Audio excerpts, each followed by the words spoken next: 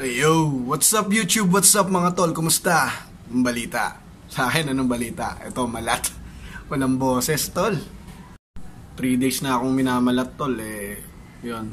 Hopefully sana gumaling kaagad ako kasi malapit na yung Baguio vacation namin. Yun. Kaya sana gumaling na ako pagdating namin doon. So, 3 days kasi kami doon From December 24 hanggang 26. Nakabook kami sa Baguio. Kasama yung family ko.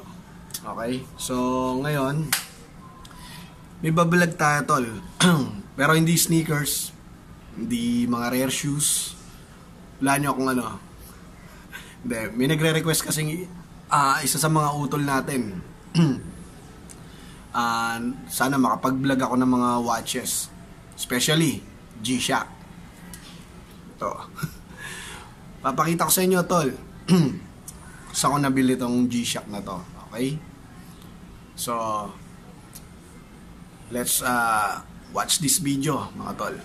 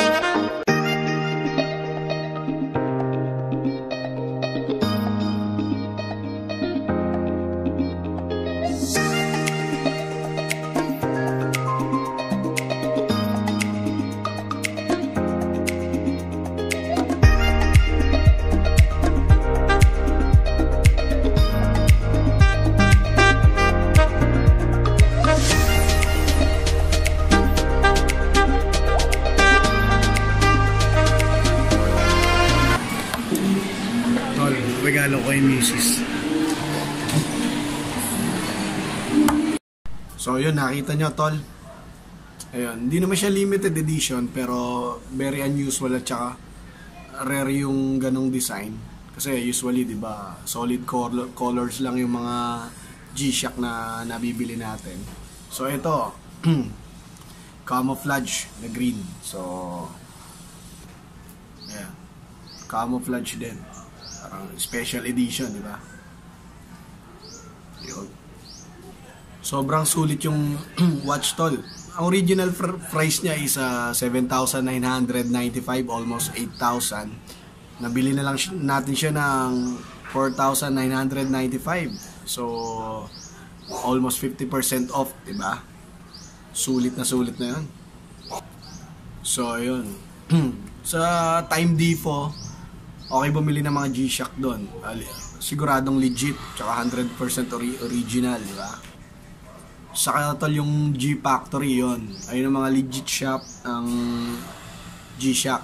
Okay. Sa mga online, okay din pero mahirap pa kasi maninigurado ka pa kung original or legit siya kasi ang dami na ngayon fake na lumalabas na G-Shock. Saka hindi mo ma-determine halos kamukha niya yung mga premium copy na sinasabi nila. Tapos medyo mura. So, ang kukunti lang difference tol, bakit di na lang kayo bumili ng original, di ba? Tsaka may kampante ka pa, alam mo na original yung suot-suot mo. Ayos. So, yung specification nung relo, papakita ko rin dito, tol. Ayan, makikita nyo ngayon. Okay? Check nyo na lang.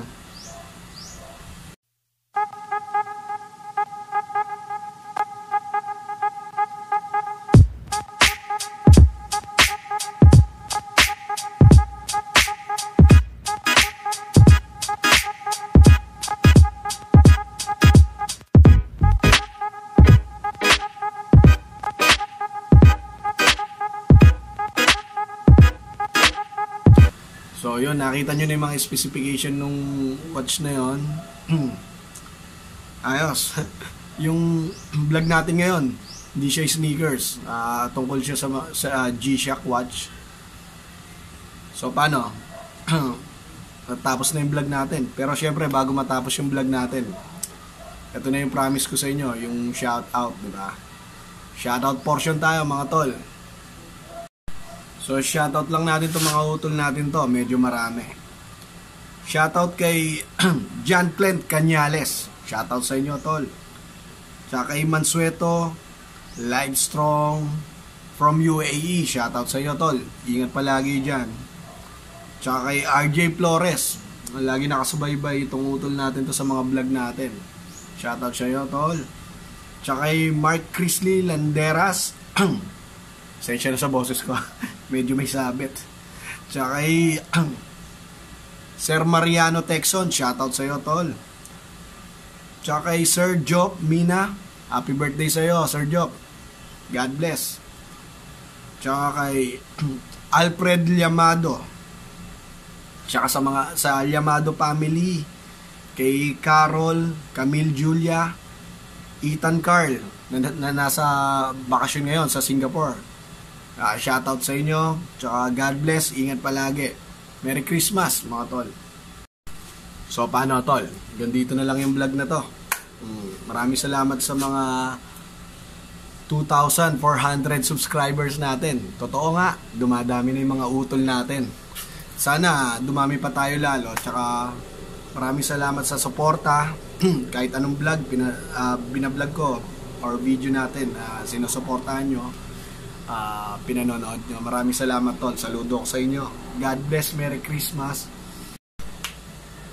Sa December 24 hanggang 26 tol, nasa Baguio ako. So kung sino man mga utol natin nasa Baguio doon, message nyo lang ako. Malay mo magkita-kita tayo doon. Kung if makita nyo ako, sabi ko, lagi ko sinasabi sa inyo, i-approach nyo lang ako, diba? So hanggang dito na lang. Kaya kung hindi ka pa isa sa mga utol ko, pindutin mo na yung nakikita mo subscribe button dyan. Hit mo na rin yung bell notification para every time na may video tayo or vlog, mananotify ka. Plus like kung magugustuhan mo yung video natin ngayon.